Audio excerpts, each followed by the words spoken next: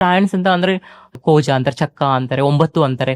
ಹೆಣ್ಣ ನೀವು ಫಸ್ಟ್ ನೀವು ಸೆಲೆಕ್ಷನ್ ಆಗಿದ್ದ ಜಾಬ್ಗೆ ಮೇಲ್ ಆಗಿ. ಹೌದು, ಮೇಲ್ ಅಂತ ಆಗಿದ್ದೆ. ಬಟ್ ನನ್ಗೆ ಅದು ಕಂಪ್ಲೀಟ್ ಮಾಡಕ್ ಆಗ್ಲಿಲ್ಲ. ಹುಡ್ಕಕ್ ಬದುಕಕ್ ಆಗಲ್ಲ, ಹುಡುಗಿ ಆಗಿ ನನ್ಗೆ ಆಲ್ರೆಡಿ ಡಿಸೈಡ್ ಮಾಡ್ಬಿಟ್ಟೆ ನಾನು. ಆದ್ರೆ ಹೆಣ್ಣು ಸತ್ರು ಸಹ ಹೆಣ್ಣೆ. ನಿಮ್ದೆಲ್ಲ ಪೂಜೆ ಮಾತಾಜಿ ಅದೆಲ್ಲ ತುಂಬಾ ಖರ್ಚಾಗಿದೆ ಮ್ಯಾಮ್. ಅದು 4.5 ಲಕ್ಷ ಆಗಿದೆ ಆಕ್ಚುಲಿ, ಮಾತಾ ಪೂಜೆ ಎಲ್ಲ ಸೇರಿ. ಓ ಮೈ ಗಾಡ್. ನಾನು ಭಿಕ್ಷಾಟನೆ ಸ್ಟಾರ್ಟಿಂಗ್ ಭಿಕ್ಷಾಟನೆ ಮಾಡ್ತಿದ್ದೆ ಮ್ಯಾಮ್. ಅಲ್ಲ ಶ್ರಾವ್ಯ, ವೆಲ್ ಎಜುಕೇಟೆಡ್, ಈ ಕಡೆ ಗೌರ್ಮೆಂಟ್ ಎಂಪ್ಲಾಯಿ, ಬಟ್ ನೀವ್ ಈ ರೀತಿಯಾಗಿ ಕನ್ಸನ್ನ ಕಂಡವರೇ ಇಲ್ಲ. ಭಿಕ್ಷಾಟನೆಗೆ ಹೋದ್ರಿ, ಹೇಗ ಅನ್ನಿಸ್ತು ಮ್ಯಾಮ್? ಮೊದಲ ದಿನ ತುಂಬಾ ನೋವಾಯ್ತು ಮ್ಯಾಮ್. ನಾವು ಎಷ್ಟೋ ಸತಿ ನನ್ಗೆ ಯಾಕೆ ಬದುಕಿದ್ದೀನಪ್ಪ ದೇವ್ರೆ, ನಾನು ಹಿಂಗೆ ಸತ್ತೋಗ್ಲಿ ಅಂತಾನೆ ಬಿಡ್ಕೊಂಡಿದ್ದೀನಿ. ಕಂಪ್ಲೀಟ್ ಆಗಂದ್ರೆ ಒಂದು 8 to 9 ಲ್ಯಾಕ್ ಬೇಕು ma'am. 9 complete look like complete women. Okay, ನೀವ್ ಫಸ್ಟ್ ಟೈಮ್ 9 ಲಕ್ಷ ಖರ್ಚು ಹೌದು. ಅದಕ್ಕೂ ಸಿಕ್ಕು ಕಡ್ದಾಕ್ತೀನಿ, ಸಿಗ್ದಾಕ್ತೀನಿ, ಕೊಲೆ ಮಾಡ್ತೀನಿ ಅಂತ. ಲೈಕ್ ಯಾರು ಅಂದ್ರೆ ನಮ್ಮ ಫ್ಯಾಮಿಲಿ, ನಮ್ಮ ರಿಲೇಷನ್ ಕಡೆ. ಒಂದ್ ರೀತಿ ಲೈಫ್ ಅಲ್ಲಿ ಹೇಗೆ ಅಂತ ಹೇಳಿದ್ರೆ, ಅಪ್ಪ ಅಮ್ಮ ಇದ್ದಾಗ ಲೈಫ್ ಬೇರೆ ರೀತಿ ಇರುತ್ತೆ, ಕಸಿನ್ ಇದ್ದಾಗ ಬೇರೆ ರೀತಿ ಇರುತ್ತೆ. ಅಪ್ಪ ಅಮ್ಮ ಇಲ್ಲ, ಅಜ್ಜಿ ಮನೇಲಿ ಬೆಳೀತಾ ಇದ್ದೀರಾ, ಅದ್ರಲ್ಲೂ ಕೂಡ ಫೈನಾನ್ಷಿಯಲಿ ತುಂಬಾ ಪೂರ್ ಇದ್ದೀರಾ. ಅದ್ರಲ್ಲೂ ಇನ್ನೊಂದಂತ ಹೇಳಿದ್ರೆ ಹಾರ್ಮೋನ್ ಎಲ್ಲ ವೇರಿಯೇಷನ್ ಆಗ್ತಾ ಇದೆ. ಈ ಸಂದರ್ಭದಲ್ಲಿ ನಿಮ್ ರಿಲೇಟಿವ್ಸ್, ಕಸಿನ್ಸ್, ಬಂಧು ಬಳಗ ನಿಮ್ಮನ್ನ ನೋಡಿದ್ ಹೇಗೆ? ಅಂದ್ರೆ ತುಂಬಾ ಕಷ್ಟ ಆಯ್ತು ಮ್ಯಾಮ್ ಆ ಟೈಮಲ್ಲಿ ಲೈಫು.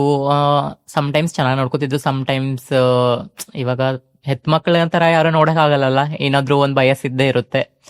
ಆತರ ಆಗಿದೆ ಮ್ಯಾಮ್. ಎಕ್ಸ್ಪೀರಿಯನ್ಸ್ ತುಂಬಾ ಆಗಿದೆ, ತುಂಬಾ ಅವಮಾನ ಆಗಿದೆ. ಇವಾಗ ನಮ್ಮ ಫ್ಯಾಮಿಲಿನೂ ಕೆಲವು ಜನ ಆತರ ರಿಲೇಟಿವ್ ಅನ್ಕೊಂಡ್ರೆ ಸರಿ, ಕೆಲವು ಜನ ಮಾತಾಡ್ಸೋದಲ್ಲ ಇಲ್ಲ. ಅವ್ರು ನನ್ನಿಂದ ಏನ್ ತೊಂದರೆ ಆಗುತ್ತೇನೋ ಮುಂದೆ, ಅವರಿಂದ ಅವ್ರ ಬಗ್ಗೆ ಏನ್ ಮಾತಾಡ್ತಾರೇನೋ ಅಂತ.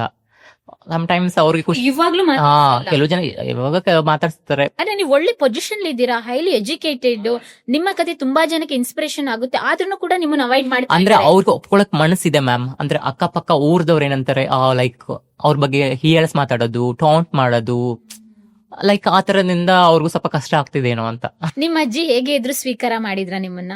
ಅಜ್ಜಿಗೆ 50% ಗೊತ್ತಿತ್ತು ಮ್ಯಾಮ್. 50% ಅವ್ರಿಗೆ ಅಷ್ಟೊಂದು ಇದ್ರ ಬಗ್ಗೆ ಅಷ್ಟು ಐಡಿಯಾ ಇರ್ಲಿಲ್ಲ, ಹಿಂಗೆ ಟ್ರಾನ್ಸ್ ಅಂದ್ರೆ ಏನು, ಟ್ರಾನ್ಸ್ ಮೇನ್ ಅಂದ್ರೆ. ಬಟ್ ಅವರು ಒಪ್ಕೊಂಡಿದ್ರು. ನನ್ಗೆ ನನ್ನ ಗೆಜ್ಜೆ ಎಲ್ಲ ಹಾಕೊಂಡೆಲ್ಲ ನೋಡಿದಾಗೆಲ್ಲ ಗೊತ್ತಾಗ್ತಿತ್ತು ಅವ್ರಿಗೆ. ಬಟ್ ಎಕ್ಸ್ಪ್ಲೇನ್ ಮಾಡ್ತಿರ್ಲಿಲ್ಲ ಅವರು. ಬಟ್ ಬೇಜಾರಾಗಿದ್ರು. ಬಟ್ ಇವಾಗ ಹೆತ್ತವ್ರಿಗೆ ಹೆಗ್ನ ಮುದ್ದು ಅಂತಾರಲ್ವಾ, ಅಜ್ಜಿಗೆ ಅಜ್ಜಿ ಆಕ್ಚುಲಿ ನನ್ನ ತಾಯಿಗಿಂತ ಹೆಚ್ಚು ಮ್ಯಾಮ್. ಯಾಕಂದ್ರೆ ನನ್ನ ಚಿಕ್ಕ ವಯಸ್ಸಿಂದನೂ ಬೆಳೆಸಿದ್ದೆ ಅವರೇ. ನಂಗೆ ತಾಯಿ ಹೆಂಗ್ ನೋಡ್ಕೊತಿದ್ರು ಗೊತ್ತಿಲ್ಲ, ಬಟ್ ನನ್ನ ತಾಯಿಗೆ ಹೆಚ್ಚು ನೋಡ್ಕೊಂಡಿದ್ರು. ಬಟ್ ಅವ್ರನ್ನ ಅಕ್ಸೆಪ್ಟ್ ಮಾಡ್ಕೊಂಡಿದ್ರು. ಎಷ್ಟೇ ಆದ್ರೂ ಅಜ್ಜಿಗೆ ಹೌದು. ಅದ್ರಲ್ಲಿ ಅಮ್ಮನಮ್ಮ ಅಂತ ಇರ್ತಾರಲ್ಲ, ತುಂಬಾ ಸ್ಪೆಷಲ್ ಆಗಿರ್ತಾರೆ ವ್ಯಕ್ತಿಗಳಲ್ಲಿ. ನಿಮ್ಮ ಅಣ್ಣ ನೀವು ಒಟ್ಟಿಗೆ ಅಜ್ಜಿ ಮನೇಲೆ ಬೆಳೆದಿದ್ದು? ಹೌದು. ಓಕೆ, PUC ಮುಗೀತು. PUC ಮುಗ್ದಾದ ನಂತರ ಡಿಗ್ರಿಗೆ ಹೋದ್ರಿ? ಹೌದು, PUC ಮುಗೀತು ಮ್ಯಾಮ್. PUC ಮುಗ್ದಂಗೆ ನಾನು ಇಡೀ ಕಾಲೇಜ್ಗೆ, ನಮ್ಮ ತಾಲೂಕಿಗೆ 2nd ರ್ಯಾಂಕ್ ಬಂದೆ ಮ್ಯಾಮ್. ಅದೊಂದು ನಂಗೆ ಹೆಮ್ಮೆ ಇದೆ. ಇನ್ನು ನನಗೆ ಆ ಕಾಲೇಜಲ್ಲಿ ನನ್ನ ಹೆಸರು ಇನ್ನೂ ಹಂಗೆ ಇದೆ ಮ್ಯಾಮ್, ಇನ್ನೂ ತೆಗ್ದಿಲ್ಲ. ಆ ಟೈಮಲ್ಲಿ ನನಗೆ ಫುಲ್ಲು ಆಲ್ಮೋಸ್ಟ್ ನಾನು ಆ ಟೈಮಲ್ಲಿ ನಂದು KB ಜಾಬ್ ಆಯ್ತು ಮ್ಯಾಮ್. ಹೌದು, ಯಾಕಂದ್ರೆ ಹೌದು, ಅದ್ ಎಕ್ಸಾಮ್ ಅಂದ್ರೆ ಫಿಸಿಕಲ್ ಇತ್ತು. ಫಿಸಿಕಲ್ ವಿತ್ SSLC ಮಾರ್ಕ್ಸ್, ಒಳ್ಳೆ ಮಾರ್ಕ್ಸ್ ತೆಗ್ದಿದ್ದಲ್ಲ, SSLC ಮೇಲೆ ಒಳ್ಳೆ ಜಾಬ್ ಆಯ್ತು ಮ್ಯಾಮ್. ಆ ಟೈಮಲ್ಲಿ ಅವಾಗ್ಲೂ ತುಂಬಾ ಫಿಸಿಕಲಿ ನಾನು ತುಂಬಾ. PUC ನೀವು ಜಾಬ್ಗೆ ಅಪ್ಲೈ ಮಾಡ್ಬೇಕು, ಗೌರ್ಮೆಂಟ್ ಜಾಬ್ಗೆ ಅಂತ ನಿಮ್ಗೆ ಯೋಚನೆ ಬಂತು? ಅವಾಗ ನಮ್ಗೆ ಬಡತನ ಇತ್ತಲ್ಲ, ಬಡತನದಿಂದ ನಾವು ಹೊರಗಡೆ ಬರ್ಬೇಕು ಅಂತಂದ್ರೆ ಅಟ್ಲೀಸ್ಟ್ ನಾವು ಜಾಬ್ ಮಾಡ್ಲೇಬೇಕು, ನಂಗೆ ಅನಿವಾರ್ಯ ಇತ್ತು. ವಯಸ್ಸಾದ ಅಜ್ಜಿ ಇದ್ದಾರೆ, ನನ್ನ ಲೈಫ್ ನಾನು ನೋಡ್ಕೋಬೇಕು. ನಾನು ಅಷ್ಟು ದೊಡ್ಡವಳಾಗಿ ಆಲ್ಮೋಸ್ಟ್ PUC ಅಂದ್ರೆ ನಂಗೆ ಒಂದು ಮೆಚುರಿಟಿ ಲೆವೆಲ್ ಬಂದಿತ್ತು, ಏನಾದ್ರು ಮಾಡ್ಲೇಬೇಕು ಅಂತ. ಇಲ್ಲಾಂದ್ರೆ ಆ ಬಡತನ ನನ್ನ ಮೇಲೆ ಎತ್ತಿತ್ತು ಮ್ಯಾಮ್ ಆ ಟೈಮಲ್ಲಿ.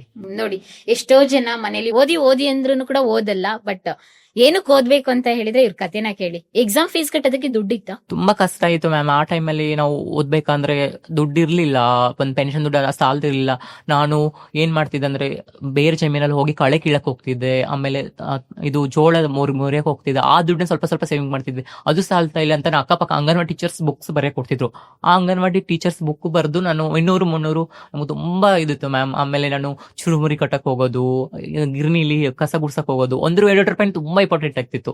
ಅಂದ್ರೆ ಇಂತ ಕೆಲಸ ಮಾಡಿ ನಂಗಿಲ್ಲ, ನೀವು ಎಲ್ಲಾನು ಮಾಡಿದೀನಿ ಮ್ಯಾಮ್. ಎಲ್ಲಾನು ಮಾಡಿದ್ರೆ ಎಜುಕೇಶನ್ ಮಾಡಕ್ಕೋಸ್ಕರ. ಅಂದ್ರೆ ನಿಮ್ಮ ಮೈಂಡ್ ಚೇಂಜ್ ಆಗಿಲ್ವಲ್ಲ ಆ ಟೈಮ್ ಅಲ್ಲಿ? ಯಾಕೆಂದ್ರೆ ನಿಮ್ಮ ಕಮ್ಯುನಿಟಿ ಕಡೆ ಸೇರ್ಬೇಕು, ಅಥವಾ ಯಾರೋ ಒಬ್ರ ಜೊತೆ ನನ್ನ ಫೀಲಿಂಗ್ಸ್ ನ ಶೇರ್ ಮಾಡ್ಕೊಬೇಕು ಅಂತ ಹೇಗೆ ಕಂಟ್ರೋಲ್ ಮಾಡ್ಕೊಂಡ್ರಿ? ತುಂಬಾ ಅಂದ್ರೆ ತುಂಬಾ ಮನಸ್ಸಲ್ಲಿ ಫೀಲಿಂಗ್ಸ್ ಎಲ್ಲ ಇತ್ತು. ನಾನು ತುಂಬಾ ಆಡ್ಕೋತಿದ್ರು, ಅಕ್ಕಪಕ್ಕದ ಎಲ್ಲ ಮಾಡ್ಕೋತಿದ್ರು. ಬಟ್ ನನ್ಗೆ ಏನಂದ್ರೆ, ನನ್ನ ಎಜುಕೇಶನ್ ಹಾಳು ಮಾಡ್ಕೋಬಾರ್ದು. ನಾನು ಉತ್ತರ ಕೊಡಕ್ಕಾಗೋದು ಬರೀ ಎಜುಕೇಶನ್ ಇಂದ ಮಾತ್ರ. ಎಕ್ಸಾಕ್ಟ್ಲಿ, ಬೇರೆದವರು ನಮ್ಗೆ ಮಾತಾಡ್ತಾ ಟಾಂಟ್ ಮಾಡ್ತಾರೆ, ಅದು ನಮ್ಗೆ ನಾನು ತುಂಬಾ ನೋವು ಆಗ್ತಿತ್ತು ಮ್ಯಾಮ್. ಮನುಷ್ಯ ಅಂದ್ಮೇಲೆ ಭಾವನೆಗಳು ಸ್ಪಂದಿಸ್ತೀವಿ. ಬಟ್ ಆ ಟೈಮಲ್ಲಿ ನನಗೆ ನಮ್ಮ ಅಜ್ಜಿ ನಮ್ಗೆ ತುಂಬಾ ಮಾರಲ್ ಹೇಳ್ಕೊಡೋದು, ನೀನು ಜಾಬ್ ಮಾಡ್ಲೇಬೇಕು, ನೀನು ಸರ್ಕಾರಿ ಹುದ್ದೆಗೆ ಇಡ್ಲೇಬೇಕು ಅಂತ.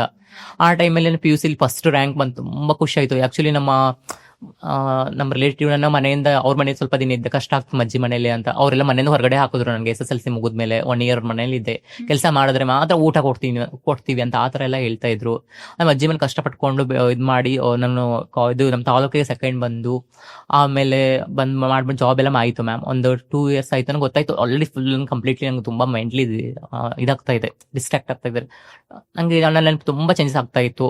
3 years ಮಾಡಿದೆ ಕಷ್ಟಪಟ್ಕೊಂಡು, ಹಂಗೆ ಡಿಗ್ರಿ ಕಂಪ್ಲೀಟ್ ಮಾಡ್ಕೊಂಡ್ಬಿಟ್ಟೆ ಮ್ಯಾಮ್. ನನ್ಗೆ ಗೊತ್ತಿತ್ತು ಮೊದಲು ಎಜುಕೇಶನ್ ಮೇನು, ಆಮೇಲೆ ನನ್ನ ಭಾವನೆಗಳಿಗಿನ್ನ ಬೆಲೆ ಕೊಡ್ಕೋಬಹುದು ಅಂತ ನಮ್ಮ ಮನೆಯಲ್ಲಿ ಸ್ವಲ್ಪ ಕ್ಲಿಕ್ ಕೊಟ್ಟೆ. ಆಮೇಲೆ ಹಂಗಂಗೆ ಹೋಗಿ ಆಮೇಲೆ ನಾನು ಕಮ್ಯುನಿಟಿ ಎಲ್ಲ ಪರಿಚಯ ಮಾಡ್ಕೊಂಡು ಇದ್ದಾಗ ಡಿಗ್ರಿ ಕಂಪ್ಲೀಟ್ ಆದ್ಮೇಲೆ ಮಾಡ್ಕೊಂಡೆ. ಡಿಗ್ರಿ ಕರೆಸ್ಪಾಂಡೆನ್ಸ್ ಮಾಡಿದ್ದೆ. correspondence ಆ ಟೈಮ್ ಅಲ್ಲಿ ನೀವು ಜಾಬ್ಗೆ ಹೋಗ್ತಾ ಎಕ್ಸಾಮ್ ಗಳಿಗೆಲ್ಲ ಎಕ್ಸಾಮ್ ಮಾಡ್ತಿದ್ದೆ ಮ್ಯಾಮ್. ಓಕೆ, ಅಲ್ಲೇ ಸುತ್ತಮುತ್ತ ಜಾಬ್? ಇಲ್ಲ, ನಾನು ಭದ್ರಾವತಿಲಿ KBL 3 years ವರ್ಕ್ ಮಾಡಿದ್ದೀನಿ ಮ್ಯಾಮ್. ಓಕೆ, ಅಂದ್ರೆ PUC ಮುಗಿದ ತಕ್ಷಣ ಹೌದು ವರ್ಷ ಹೌದು ಹೌದು. ಆಕ್ಚುಲಿ ನಂಗೆ ತುಂಬಾ ಡಿಗ್ರಿ ಇನ್ನೂ ನಾನು ಡಿಗ್ರಿ ಮಾಡ್ಬೇಕು, ಆಕ್ಚುಲಿ ನಂಗೆ ಡ್ರೀಮೇ IAS ಮಾಡ್ಬೇಕಂತ ತುಂಬಾ ಇತ್ತು ಮ್ಯಾಮ್.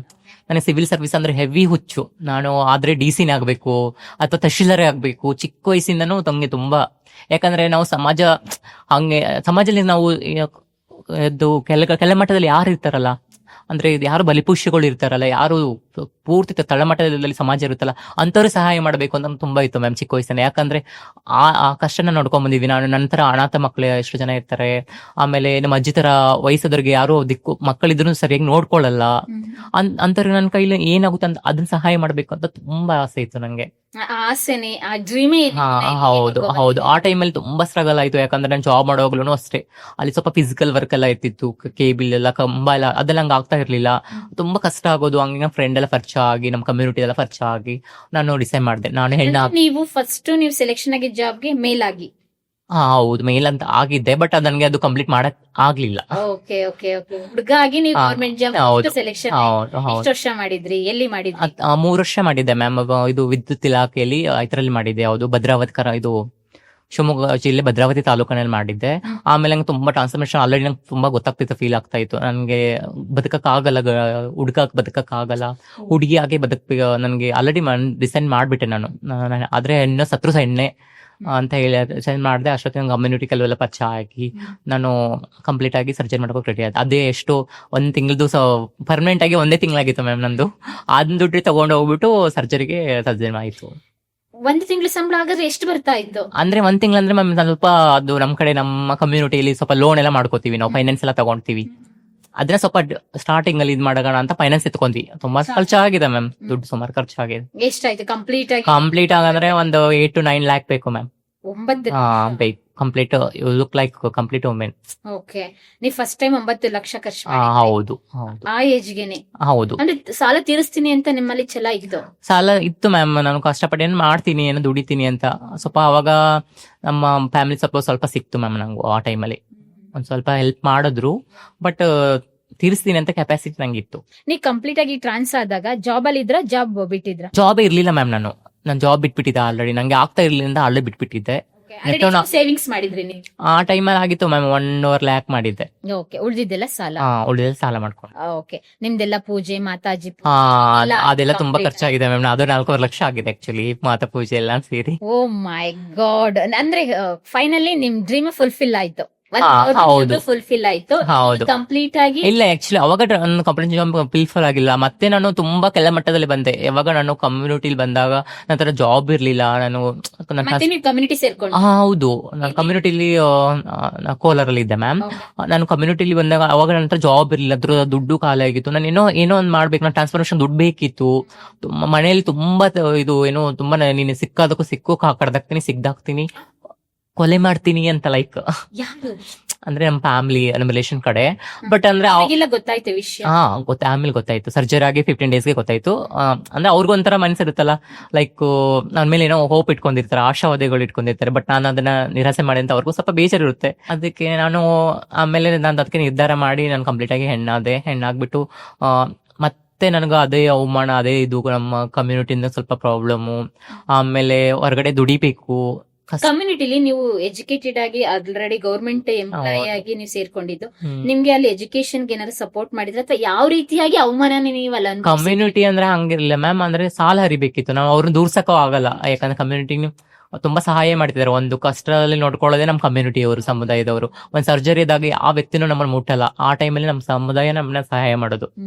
ಒಂದು ಸರ್ಜರಿ ಕರ್ಕೊಂಡು ಹೋಗೋದಾಗಲಿ, ಸರ್ಜರಿ ಮಾಡೋದಾಗಲಿ ತುಂಬಾ ಚೆನ್ನಾಗಿ ನೋಡ್ಕೊಂಡ್ರು ಆಕ್ಚುಲಿ. ಫಸ್ಟ್ ಆಫ್ ಆಲ್ ನಿಮ್ಗೆ ಒಂದು ಫೀಲಿಂಗ್ಸ್ ನ ಅಕ್ಸೆಪ್ಟ್ ಮಾಡ್ಕೊಂಡು ನಮ್ಮವ್ರ ಹೌದು. ಫೀಲ್ ಆಗೋದು ಅಲ್ಲಿ ಹೌದು ಹೌದು. ಆ ಟೈಮಲ್ಲಿ ನಮ್ಗೆ ಟೈಮಲ್ಲಿ ಯಾರು ನಮ್ಮ ಜೊತೆ ನಿಂತ್ಕೋತಾರಲ್ಲ ಅವಾಗ, ಇವಾಗ ಚೆನ್ನಾಗಿದಾಗ ಎಲ್ಲರೂ ಬರ್ತಾರೆ. ನಾವು ಯಾವಾಗ ನೋವಿರುತ್ತಲ್ಲ, ಯಾವಾಗ ಬರ್ತಾರಲ್ಲ ಜನ, ಅದು ಯಾರು ನಮ್ಮವರು ಯಾರು ನಮ್ಮವ್ರಲ್ಲ ಅಂತ ಗೊತ್ತಾಗುತ್ತೆ ಮ್ಯಾಮ್. ಅಂದ್ರೆ ಕಮ್ಯುನಿಟಿಲಿ ಎಷ್ಟು ದಿನ ಇದ್ರಿ? ಇದ್ದೆ ಮ್ಯಾಮ್. ಕಮ್ಯುನಿಟಿಗೆ ಒಂದು 2 years 3 years ಮೇಲೆ ಆಯ್ತು. ಒಂದು 4 years ಇದ್ದೆ ಅನ್ಸುತ್ತೆ ಮ್ಯಾಮ್. ಏನ್ ಕೆಲಸ? Exactly 4 years.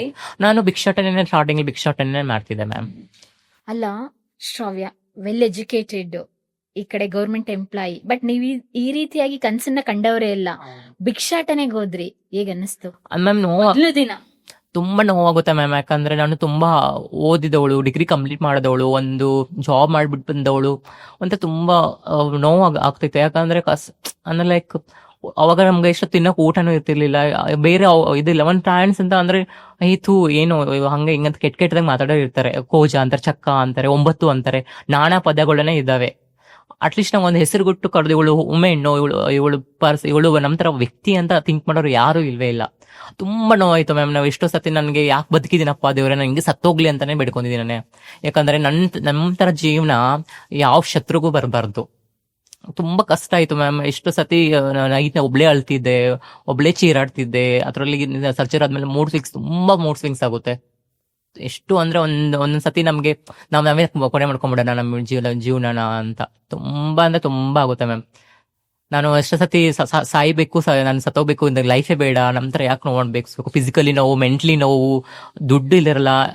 ಹೇಳ್ತಾರೆ ಸಮಾಜ ಇವ್ರಿಗೆ ಇನ್ನು ಚೆನ್ನಾಗಿ ಕೈ ಕಾಲು ಇಲ್ಲ, ಒಂದ್ ರೂಪಾಯಿ ಕೆಳಗೆ ಹೋದಾಗ ನಂಗೆ ಬೈದಿದ್ದಾರೆ, ನಿಮ್ ಕೈ ಕಾಲು ರೆಡಿ ಇಲ್ವಾ, ನೀವು ದುಡೀರಿ ಅಂತಾರೆ. ಆಯ್ತು ಕೆಲಸ ಕೊಡಿ ಅಂದ್ರೆ 5,000 ಕೊಡ್ತೀವಿ, ಬಟ್ 24 ಗಂಟೆ ನಮ್ಮಲ್ಲೇ ಇರಬೇಕು, ನಮ್ ಜೊತೆನೇ ಇರ್ಬೇಕು ಅಂತಾರೆ ಮ್ಯಾಮ್. ಅಂದ್ರೆ ಅವ್ರ ಎಕ್ಸ್ಪೆಕ್ಟೇಷನ್ ಏನ್ ಮಾಡ್ತಾರೆ ನಮ್ ಕಡೆಯಿಂದ ಅಂತ. ಕೆಲಸ ಕೊಡೋದೇ ಇಲ್ಲ ಮ್ಯಾಮ್, ಸುಮ್ನೆ ಹೇಳ್ತಾರೆ ಕೆಲಸ ದುಡೀರಿ ಮಾಡಿರಿ. ಕೆಲಸ ಕೊಡೋರು ಯಾರು? ಅಂದ್ರೆ ನೀವು ಪರ್ಸನಲಿ ಅನುಭವಿಸಿದ್ರಿ? ತುಂಬಾ ಅನುಭವಿಸಿದೀನಿ. ಅವಾಗ ನಾನು ನಿರ್ಧಾರ ಮಾಡಿದ್ದು, ನಾನು ತುಂಬಾ ಅಂದ್ರೆ ಡೈಲಿ ನಾನು ಕಲೆಕ್ಷನ್ಗೆ ಹೋದಾಗ ತುಂಬಾ ಅವಮಾನ ಮಾಡೋರು, ನೀವು ಗಂಡಸರು, ನೀವು ಸುಮ್ಮನೆ ವೇಷ ಹಾಕಿದೀರಾ ಅಂತ.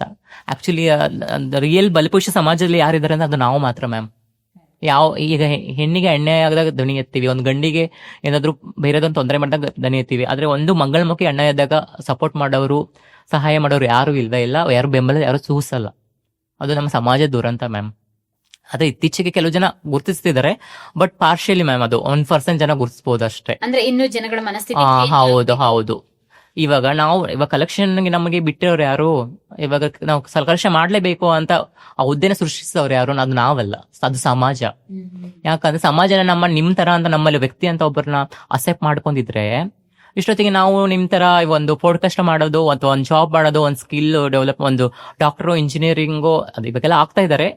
ಎಲ್ಲ ಅಂಗಡಿ ಇಟ್ಕೊಳ್ಳೋದು, ಎಲ್ಲ ತರ ಕೆಲಸ ಮಾಡ್ತಿದ್ವಿ. ಈಗ ಸಮಾಜ ನಮ್ಗೆ ಬಿಡ್ತಾ ಇಲ್ಲಲ್ಲ ಮುಂದುವರೆಕೆ. ಇವಾಗ ಒಂದು ಸ್ಪೋರ್ಟ್ಸ್ ಅಂತ ಬಂದಾಗ, ಒಂದು ಕ್ರೀಡೆ ಅಂತ ಬಂದಾಗ, ನೀವು ಹುಡುಗಿ ಅಲ್ಲ, ಹೆಣ್ಣಲ್ಲ, ನೀವು ಬಯೋಲಾಜಿಕಲ್ ಮೆನ್ ಅಂತ ಹೇಳ್ಬಿಟ್ಟು ಹುಡುಗಿತರಿಗೂ ಸೇರ್ಸಲ್ಲ. ಇವಾಗ ಮೆನ್ ಜೊತೆ ಸ್ಪೋರ್ಟ್ಸ್ ಆಟ ಆಡಕ್ ಹೋದಾಗ ನೀವು ವೀಕ್ ಇದ್ದೀರಾ ಅಂತ ನೀವು ವುಮೆನ್ ಅಂತ ವುಮೆನ್ ಕಳಿಸ್ತಾರ, ನಾವೆಲ್ಲ ಆಟ ಆಡ್ಬೇಕು? ತಪ್ಪಲ್ವಾ ಮ್ಯಾಮ್? ಅದು ಸಮಾಜ ನಮ್ಗೆ ಇಲ್ಲೂವರೆಗೂ ಎಲ್ಲೂ ಒಪ್ಕೊಂಡೇ ಇಲ್ಲ. ಅದು ತುಂಬಾ ದುರಂತ ಆಗ್ತಿದೆ ಮ್ಯಾಮ್. ಇಷ್ಟೆಲ್ಲ ಟೆಕ್ನಾಲಜಿ ಮುಂದುವರೆದ್ರು ತುಂಬಾ.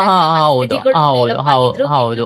ಆಮೇಲೆ ಮೆಂಟಾಲಿಟಿ ಇದೆ. ಒಂದು ನಮ್ಗೆ ಮಗುನ ದತ್ತು ತಗೋಬೇಕಂದ್ರೆ ಇಷ್ಟು ಪ್ರೊಸೆಸಿಂಗ್.